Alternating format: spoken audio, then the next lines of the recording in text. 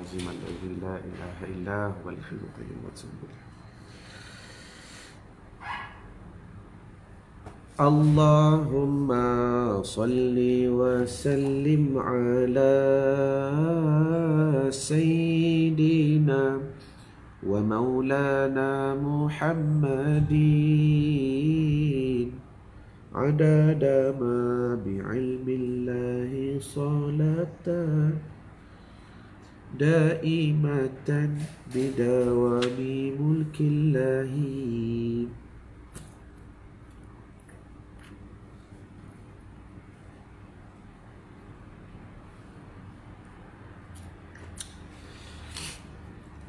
اللهم صل على سيدنا محمد عبدك ورسولك النبي الأمي وعلى آله وصحبه وبارك وسلم. اللهم أنت لها ولو عزمت فرجها بفضلي. بسم الله الرحمن الرحيم. السلام عليكم ورحمة الله تعالى وبركاته. لا إله إلا الله محمد رسول الله في كل لمحة ونفس عدد ما وسعه علم الله. Hasbunallah wa ni'mal wakil, ni'mal maula wa ni'mal nasir. Ya muallima Ibrahim al-hikmata 'allimni. Allahumma salli wa sallim wa barik alaihi wa ala alihi.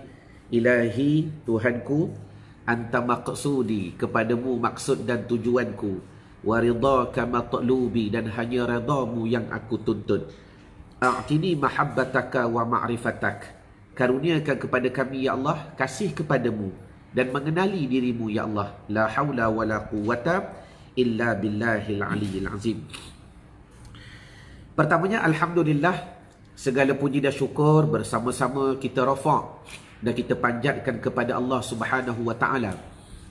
Kerana pada pagi ni tuan-tuan kita dipertemukan sekali lagi dalam hashtag Santapan Rohani. Supaya apa tuan-tuan? Tulis di ruangan komen. Supaya kita nak menjadikan setiap pertemuannya kita bermanfaat. Allahumma salli ala Sayyidina Muhammad, tulis. Supaya apa? Kita nak menjadikan setiap pertemuannya kita betul-betul berkesan, betul-betul memberi manfaat, dan betul-betul menghasilkan natijah dan kefahaman. Kerana apa? Kerana alangkah ruginya tuan-tuan, bila mana kita belajar, bila mana kita mendengar, bila mana guru bersungguh-sungguh nak beri kepada kita ilmu, maka tiba-tiba benda tu langsung tak berkesan dan tidak memberi manfaat pada diri, pada kehidupan, pada akal, pada minda, pada perkara yang akan datang. Sebab apa? Oleh kerana perkara yang kita nak bincangkan pada hari ini, tulis di ruangan komen, iaitu 3 faktor yang menjadikan ilmu dapat bermanfaat. Dah. Maknanya, kalau tuan-tuan nak pastikan ilmu tu bermanfaat, maknanya apa? Kalau tuan-tuan nak pastikan ilmu tu memberi kesan, kalau tuan-tuan nak pastikan ilmu itu betul-betul menghasilkan yang dikatakan perubahan dalam diri dan sebagainya, maka tuan-tuan, ayuh bersama-sama kita jalankan, kita laksanakan, kita buat apa yang diwahyukan oleh Allah Subhanahu wa taala kepada seorang nabi dalam kisah Bani Israel. Okey, siapa yang dah tak sabar nak mendengar satu riwayat daripada Bani Israel, yang tak dapat tidak, Bani Israel ni tuan-tuan antara satu golongan yang banyak nak cari ilmu. Sehingga dikhabarkan mereka telah mengumpulkan hampir 80 kotak yang penuh berisi dengan kitab ilmu dan sebagainya. Tapi semuanya tidak beri manfaat. Jadi, siapa yang dah tak sabar nak mendengar pada pagi nasihat daripada seorang Nabi kepada golongan dia Bani Israel dengan satu tagline yang mudah, ilmu kamu takkan bermanfaat sekalipun dekat rumah kitab berbondong-bondong, sekalipun setiap pagi masuk live, pagi-pagi sebelum subuh bersama dengan Syekh Zainul Asri, lepas subuh dengar tazkirah Syekh Zainul Asri, lepas tu pula belajar Al-Quran dengan Ustaz Uwais, lepas tu pula pukul 9 hashtag Santapan Rohani. Sat lagi pukul 11 pula, dengar pula perkongsian daripada kami. Saya yakin tuan-tuan hari-hari bersungguh nak kepada ilmu. Namun persoalannya, tuan-tuan, adakah ilmu yang kita dengar itu betul-betul akan berkesan dan memberi manfaat pada diri dan kehidupan? Jadi apa kata? Tuan-tuan like dan share dan tag nama orang yang anda sayang. Dan hamba mengucapkan syukuran jazilan khairal jazak. Ribuan terima kasih di atas kesudian tuan-tuan berdakwah. Bermula daripada keluarga tuan-tuan. Sebab dengan dakwah yang begitu indah lah, bagaimana kita nak pastikan maklumat itu tersebar, ilmu itu tersebar, dan kepahaman itu tersebar ke dalam hati-hati dan jiwa-jiwa orang yang kita sayang. Baik. Diriwayatkan bahawa seorang daripada kaum Bani Israel telah mengumpulkan buku sebanyak 80 kotak yang berisi ilmu. Ceritanya apa? Ada seorang laki-laki ni daripada Bani Israel. Semalam kita dengar seorang laki-laki daripada Bani Israel nak pergi menuntut ilmu dekat luar negara. Pagi ni pula kita dengar seorang pula daripada Bani Israel ni, dia punya nak belajar, nak mentelaah ilmu, dia simpan buku tu hampir 80 kotak. Bayangkan tuan-tuan, kalau 80 kotak, kalau kita lah ada rak, agak-agak berapa rak tuan-tuan? Satu kotak, satu rak belum tentu cukup. Baik. Namun ilmu itu tidak bermanfaat baginya. Allah, na'uzubillah min zalik, minta jauh ya Allah. Dahlah kitab 80 kotak. Tiba-tiba ilmu yang berada dalam kitab tu tuan-tuan langsung tidak bermanfaat bagi dirinya. Hari ni kita semak kalam ni untuk dia, tapi hakikatnya penceritaannya untuk kita. Dekat rumah kita berlonggok kitab, berlonggok buku. Adakah betul-betul segala buku dan kitab itu memberi kesan dan beri manfaat? Maka Allah Subhanahu Wa Taala memberi wahyu kepada nabi mereka. Cara Allah Taala nak tegur mereka ni, maka Allah Ta'ala beri wahyu kepada Nabi mereka, Nabi Bani Israel ni, agar menasihati orang tersebut. Maka turun wahyu, Jibril bawa turun. Wahai Nabi, kau pesan kepada orang-orang yang suka kumpul kitab, nak mengaji ilmu banyak ni, sampai 80 kitab dipenuhkan dengan 80 kotak dipenuhkan dengan buku, tapi ilmu mereka tidak beri manfaat. Sehingga dengan katanya, lau jama'ta kathiran minal ilmi lam yanfa'ka illa an ta'mala bi thalathati asya'. Baik. Allah Ta'ala berfirman, tuan-tuan, ini kalam Allah kepada seorang Nabi. Apabila kamu mengumpulkan ilmu lebih daripada itu pun, apabila kamu mengumpulkan buku ataupun ilmu yang lebih daripada itu pun, apa dia? Lebih 80 kotak, 100 kotak, 200 kotak, himpunkan dengan buku dan ilmu, nescaya tidak akan bermanfaat bagi dirimu sehinggalah kamu mengerjakan 3 perkara. Semua kotak-kotak tu tak bermanfaat, tidak memberi kesan pada diri kamu sehingga kamu buat 3 perkara. Berapa semua? Tulis. Sehingga aku buat 3 perkara, tulis. Segala ilmu masuk tiap-tiap pagi hashtag Santapa Rohani. Sebelum subuh belajar dengan Syekh Zainul Asri. Belajar setiap hari. Tapi kita fikir, ya Allah, kenapa aku tak boleh berubah lagi ni? Kenapa amarah masih lagi ada? Kenapa mazmumah masih lagi bergelumang? Kenapa mahmudah masih lagi tak datang? Oh, ni puncanya. Selagi mana kamu tak buat 3 perkara ni, segala ilmu tidak memberi manfaat. Dengarlah live pagi, petang, siang, malam ke. Pagi dengan Tok Guru tu, petang dengan Syekh ni, malam dengan Kiai tu, saat lagi subuh dengan Habib ni, pagi, petang, siang, malam belajar. Tapi diri tak berubah. Oh, ni punca dia. Apa dia? Maka berkata Allah Subhanahu Wa Taala ketika diwahyukan kepada seorang Nabi, semua ilmu tu tidak beri manfaat illa an ta'mala bi thalathati asya', sehingga kamu amal ke 3 perkara ni. Apa 3? Yang pertama, la tuhibbud dunya falaysat bidaril mu'min. Tulis poin nombor 1. Ni punca segala ilmu yang kita belajar tak berkesan. Ni punca dia. Ni punca segala pengajian yang tuan-tuan masuk tidak merubah diri dan kehidupan. Tulis. Yang pertama, iaitu janganlah kamu mencintai dunia kerana dunia itu bukanlah balasan, yakni tempat tinggal bagi orang-orang yang mukmin. Allahumma salli wa sallim wa barik alaih. Tulis. Nombor 1 apa dia? Selagi mana kita cinta kepada dunia, selagi mana kita kasih kepada dunia, selagi mana kita berhajat kepada imbuhan dunia, tuan-tuan, belajarlah tok guru mana pun, belajarlah dengan Habib mana pun, duduklah dekat Tarim ke, bergurulah depan Habib Umar bin Muhammad bin Salim bin Hafiz ke, selagi mana ada pada hati hubbud dunia, sayalah. Selagi mana ada pada hati cinta dunia, tuan-tuan, segala ilmu tidak berkesan, tak beri manfaat langsung, tidak memberi manfaat. Selagi mana apa? Cinta kepada dunia. Sebab apa dia tidak beri manfaat? Sebab yang pertama sekali, tuan-tuan, ilmu ni nur. Ilmu ni satu cahaya yang begitu hissi, yang begitu maknawi, yang begitu hebat, yang boleh menerangi segala perkara.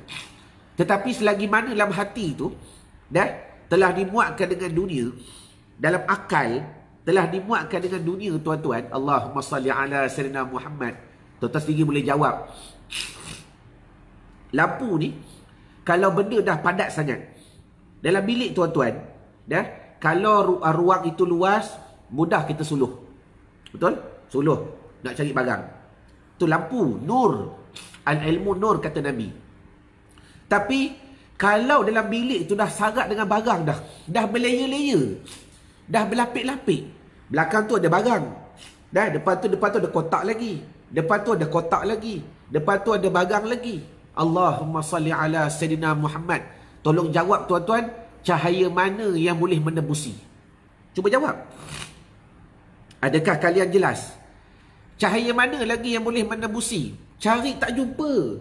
Sebab apa? Dah berapa layer dah? Dunia. Belum masuk lagi benda-benda mazmah yang lain. Sebab itu, tuan-tuan, bila mana bilik kita dah penuh dengan barang, penuh, dah lah bertingkat-tingkat. Lepas tu pula benda tu berperingkat, bukan peringkat, susunan macam mana? 1, 2, 3, dipanggil apa? Level. Bukan level ke atas, ke depan ni. Berlayer, layer pun ke atas. Saya faham sudahlah. Allahumma salli ala sayyidina Muhammad. Dah berlapis-lapis. Dah, bila mana dah berlapis-lapis, tuan-tuan, kita suluh pun tak nampak benda yang belakang. Jelas ke jelas? Kita suluh pun pada adat tak nampak benda yang belakang. Illa melainkan kita kena bawa keluar lapisan pertama. Tengok ada barang dah, cari. Tak ada, tak jumpa lagi. Bawa pula lapisan yang kedua. Suluh pula. Dah lah gelap. Dah. Bawa keluar pula layer yang ketiga. Suluh pula. Ibarat yang mudah, tuan-tuan. Sebab tu hati kita ni, kenapa benda-benda tazkirah, benda-benda cerita nasihat orang tak nak dengar? Maaf. Sebab dah penuh lapisan dengan dunia. Cahaya tak boleh masuk. Allahumma salli wa sallim wa barik alaihi wa ala alih. Cuba dekat Facebook ni ada cerita viral. Cerita bab mengata orang. Cerita bab hina orang. Cerita bab nak menjatuhkan orang. Cerita bab nak pelekeh orang lain. Cerita bab masalah pergi langkawi. Cerita bab masalah buat kenduri kahwin tak ada SOP. Allahumma salli ala sayyidina Muhammad. Ada masa tengok. Ada masa tengok sampai habis. Sampai ikuti sambungan dia. Balik langkawi pula cerita pergi mana. Ustaz macam tahu je. Kita tahulah. Allahumma salli wa sallim wa barik alaihi wa ala alih. Tapi bila ulama bagi nasihat, dah tok guru nak sampaikan maklumat, tuan-tuan, payah cahaya tu nak masuk. Berlapis-lapis. Betul ke betul? Inilah perkara yang realiti yang berlaku pada kehidupan kita. Sebab tu afwan. Tuan-tuan bukan tak belajar. Tuan-tuan bukan tak mengaji. Tuan-tuan bukan tak dengar nasihat. Tuan-tuan bagus. Tapi bila mana hubbud dunia tu banyak sangat, kasih kepada dunia tu banyak sangat, maka saya jawab, cahaya mana yang boleh mendebusi? Tak boleh, tuan-tuan. Walaupun cahaya ni hebat. Lampu suluh tu, hari tu saya pernah beli lampu suluh sekali. Ialah sekali itu kita pergi Maidin, tengok orang-orang Bangladesh ni sebelum balik. Dah. Terima kasih. Syukran jazilan. Hasnah Manja. Sebelum balik ni saya tengok ramai orang Bangladesh suka beli torchlight. Torchlight tu panjang, kalau pergi dekat Maidin tu ada tingkat 2 yang di belakang daripada kaunter tu. Dah. Rupa-rupanya satu kelebihan torchlight tu dia boleh suluh luas. Dia boleh suluh jauh. Jauh boleh suluh. Maknanya infinity. Dah, infinity. Kalau kita boleh suluh, kalau lah boleh bulan tu boleh disuluh, saya rasa cahaya ni boleh sampai. Tetapi tuan-tuan, cahaya yang begitu jauh pun boleh pergi. Tapi kalau bilik kita penuh dengan barang dan berlapis-lapis. Berlapis-lapis. Dah, barang tu belakang sekali, nak cari belakang sekali. Dah, kita suluh dekat depan tak nampak. Ni ibarat yang mudah, hati kita penuh dengan dunia. Jelas? Habis. Baik.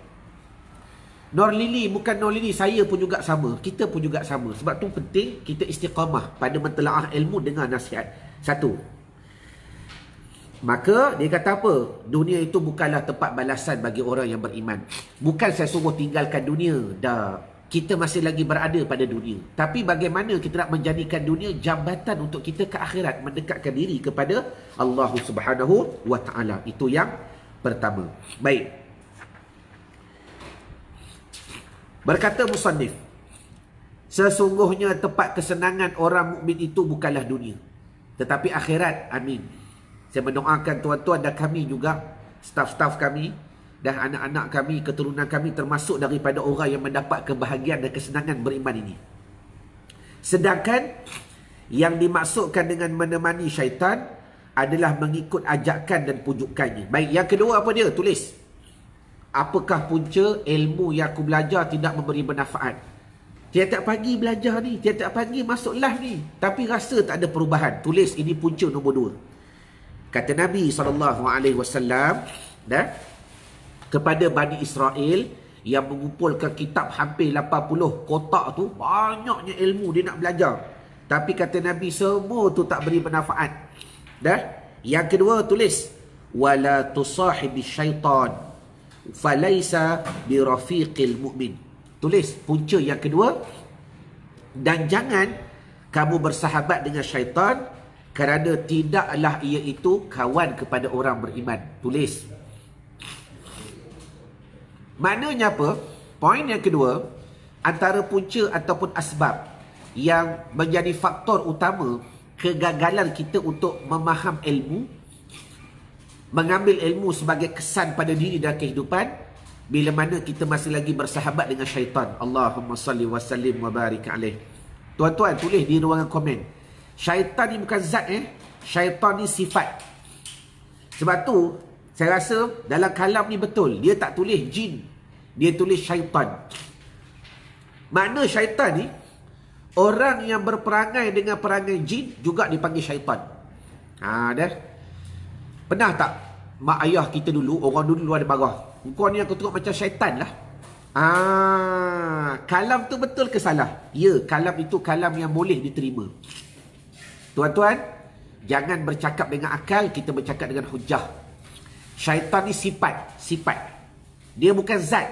Kalau zatnya dipanggil jin. Jin tu zat. Maknanya orang yang berperangai macam jin samalah macam syaitan. Jin yang jahat namanya syaitan. Baik. Jadi kalam ni betul. Dan ilmu yang kau belajar ni patutlah tak beri manfaat selagi mana kau berkawan dengan syaitan.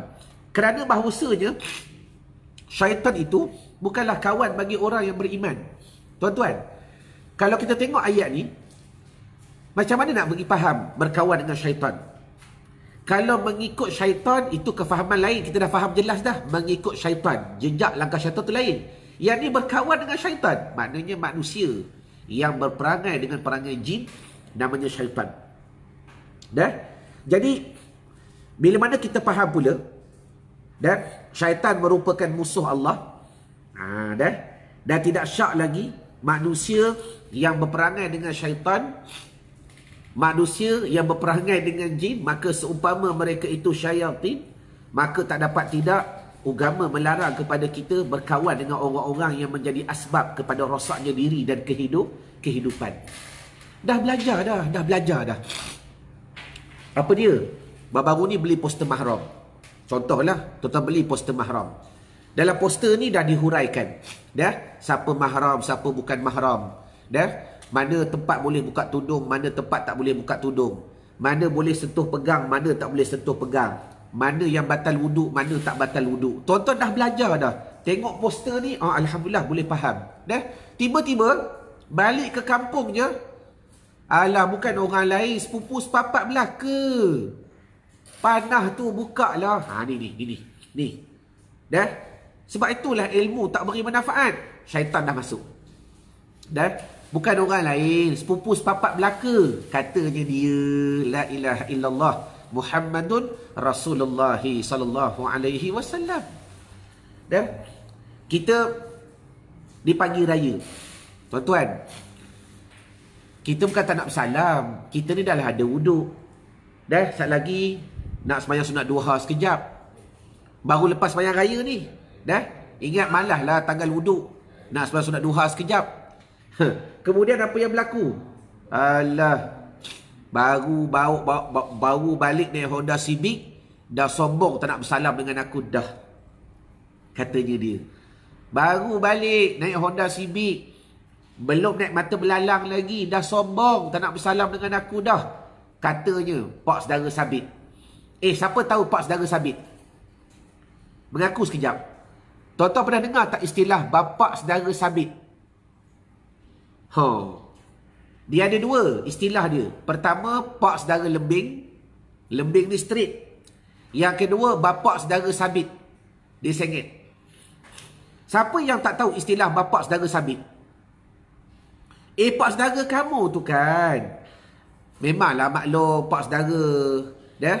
Tapi dia bukan adik-beradik abah. Dia bukan adik-beradik mak. Dah. Pak saudara Sabit ni apa? Pak saudara Sabit ni begini. Orang lain yang menikah dengan adik-beradik ayah kita. Orang lain yang menikah dengan adik-beradik mak kita. Itu namanya bapak saudara Sabit.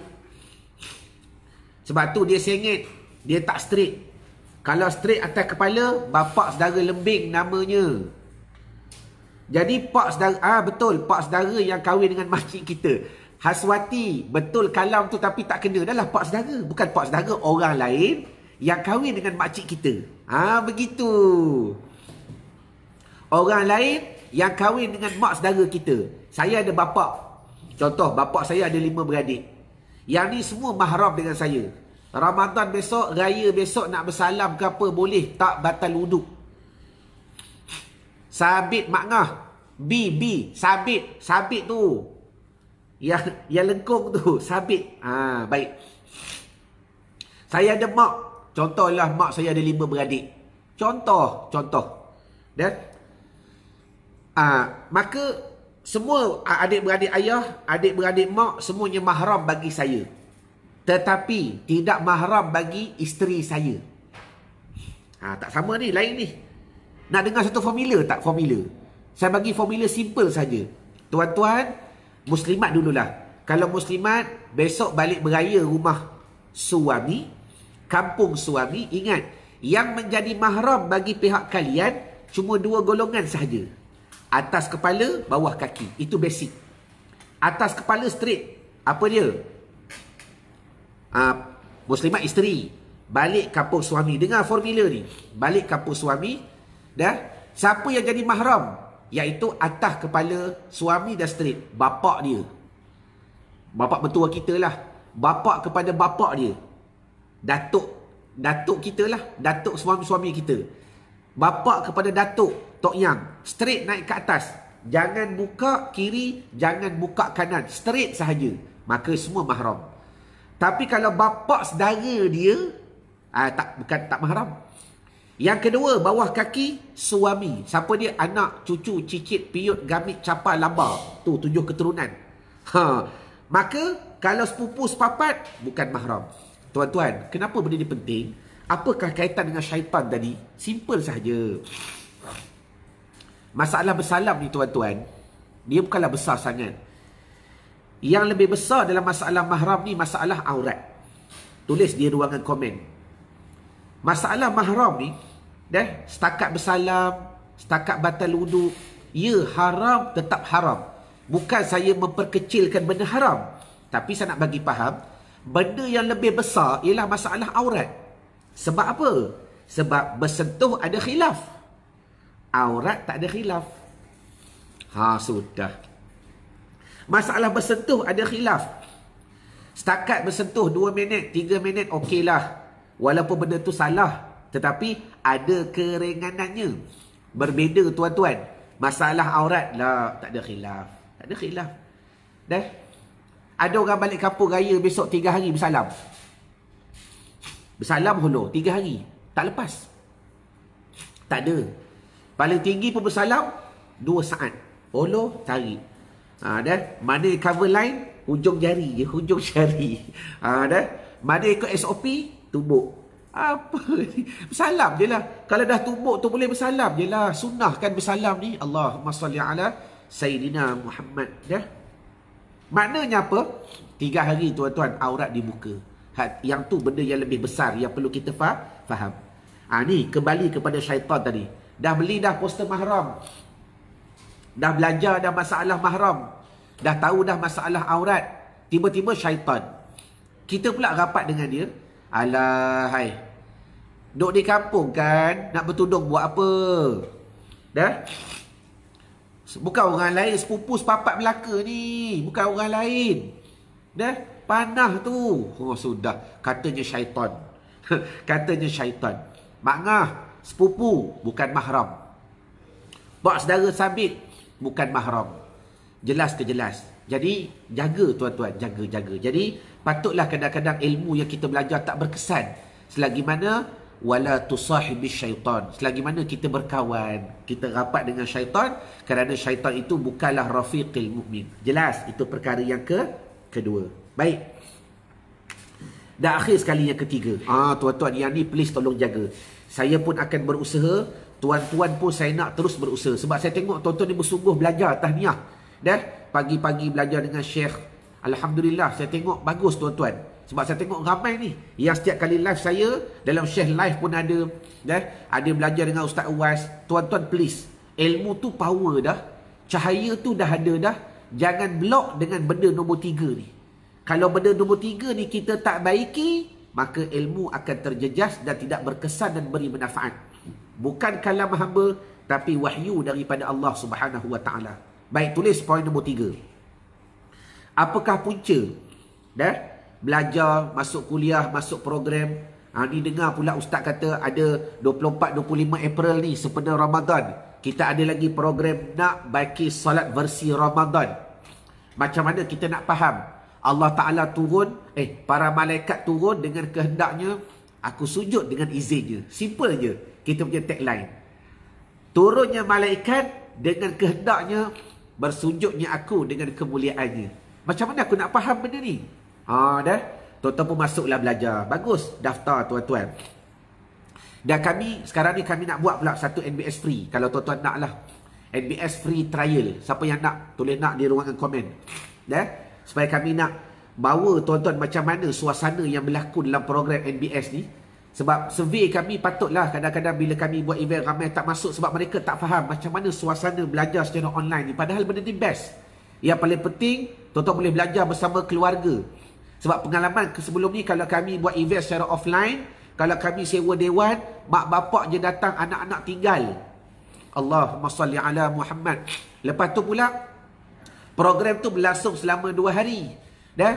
Kalau tuan-tuan tak catat, tuan-tuan jenis slow, tuan-tuan jenis minta maaf nak kata lembab, bukan tuan-tuan lah, orang lain lah.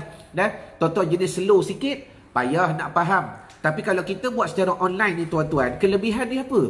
Tuan-tuan boleh tengok berulang kali. Tak faham, tengok lagi. Tak faham, tengok lagi. Tengoklah sampai kenyang. Tengoklah sampai kenyang. InsyaAllah, saya rasa pengajian secara online ni ada kesannya. Terdapat kesan. Walaupun kita tidak menafikan offline itu keberkatannya ada. Keberkatannya ada. Okey. Isunya apa sekarang ni? Dah? Tuan-tuan dah tahu 24-25 ni hamba ada program NBS Ramadan. Nak daftar baguslah. Dah. Cuma saya takut tuan-tuan dah masuk event, dah belajar, tiba-tiba ilmu tak berkesan. Sebab apa? Tulis poin nombor 3. wala tu'zi ahadan falaisa bihirfatil mu'min. Selagi mana ada nombor 3 ni tuan-tuan, saya nak tuan-tuan bersihkan dulu nombor 3 ni, supaya nak masuk kelas nanti, nak masuk event secara online nanti, tuan-tuan lebih mendapat kesan. Apa dia? Tulis. Dan janganlah kamu menyakiti seseorang, kerana hal itu bukanlah perbuatan orang mukmin. Allahumma salli ala Sayyidina Muhammad. Jangan sakiti hati orang lain, jangan menyakiti zat orang lain, jangan kita menjatuhkan zat orang lain. Selagi mana ada perangai ni tuan-tuan, maka terjawablah pada hari ni. Patutlah aku ni, Tuhan tak buka lah. Tiap pagi masuk kelas syekh mengaji, dengar tu dapat manfaat dah, tapi rasa macam tak dapat kefahaman. Tak dapat apa yang aku nak tu. Rupa-rupanya ni penghalang dia.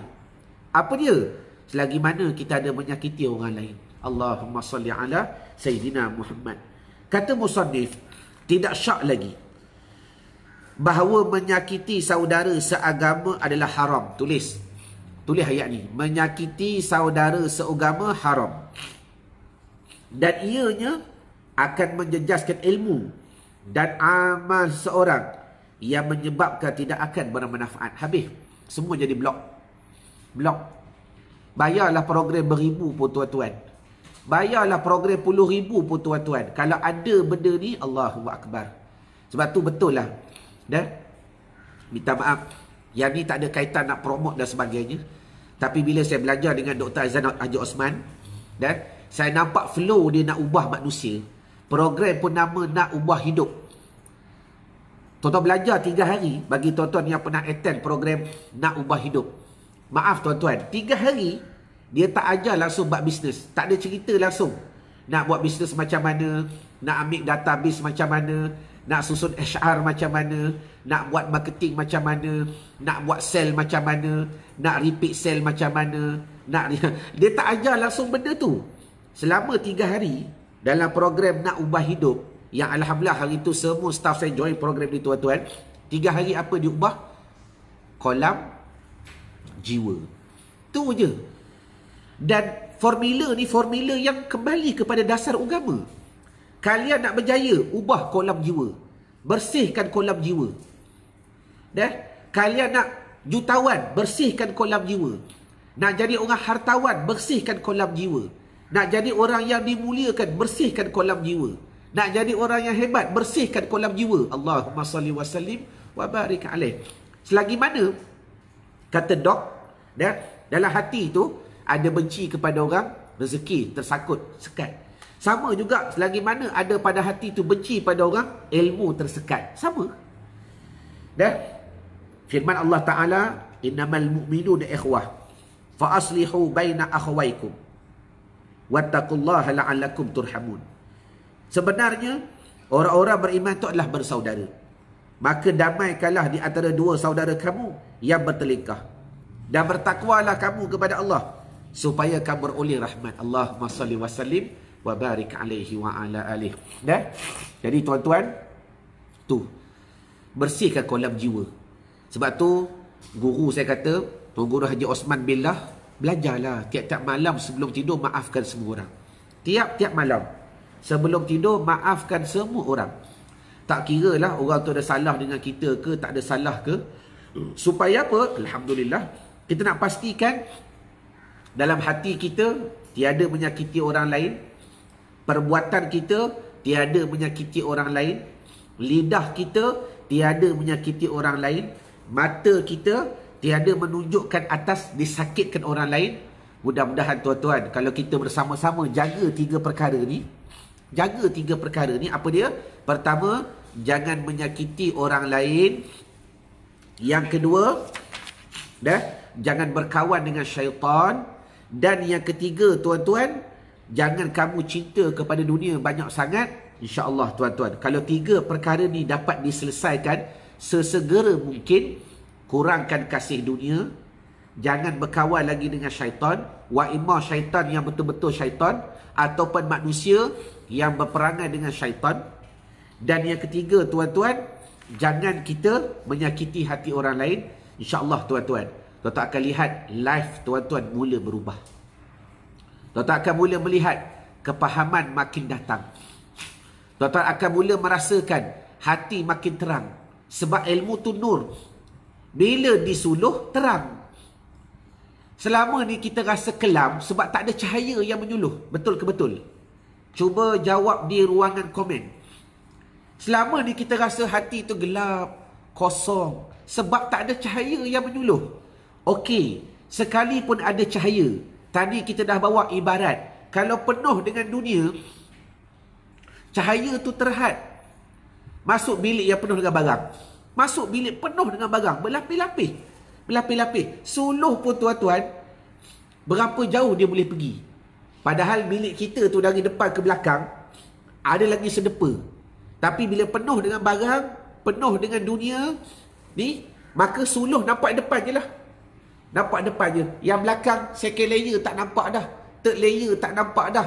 Layer keempat tak nampak dah. Apa lagi yang belakang? Allahumma salli wa sallim wa barik alaih. Jadi ayuh tuan-tuan, saya mendoakan tuan-tuan dan diri kami juga dan staf-staf Ariyat, keturunan mereka, wa usulihim wa furuhim wa usulina wa furuina, keturunan kami, anak-anak kami, agar Allah Ta'ala pilih, jadikan hidup kami dan hidup kalian betul-betul belajar ilmu dapat bermanfaat.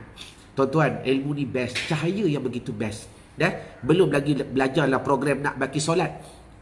Dalam program NBS, begitu banyak ilmu yang kita dapat belajar.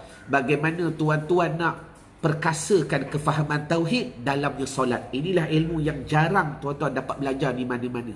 Dan terlalu rugi tuan-tuan kalau tuan-tuan tak belajar. Terlalu rugi. Sebab apa? Orang yang pernah masuk saja baru dah mereka boleh faham value ilmu ni. Tapi syarat, saya ulang balik tuan-tuan. Tuan-tuan yang dah mendaftar ke, yang belum mendaftar ke, maka please, sebelum kita bertemu 24 dan 25 April, selesaikan dahulu 3 perkara ni sedikit demi sedikit. Buat pelan-pelan. Buat pelan-pelan. Buat pelan-pelan. Jangan menyakiti hati orang lain. Kalau ada pun minta maaf. Kalau tidak pun kita maafkan orang. Supaya apa? Kita bertemu nanti dalam program NBS sesi Ramadan. Tuan-tuan, cahaya tu masuk. Ibarat satu torchlight ataupun satu lilin yang kecil. Tapi tatkala dinyalakan, dia boleh menghiasi seluruh bilik yang begitu hebat. Ma'assalamah wal liqa'. Kita bertemu lagi pada siri-siri yang akan datang dalam hashtag Satapan Rohani. Assalamualaikum warahmatullahi ta'ala wabarakatuh. Wallahu a'lam. Khair.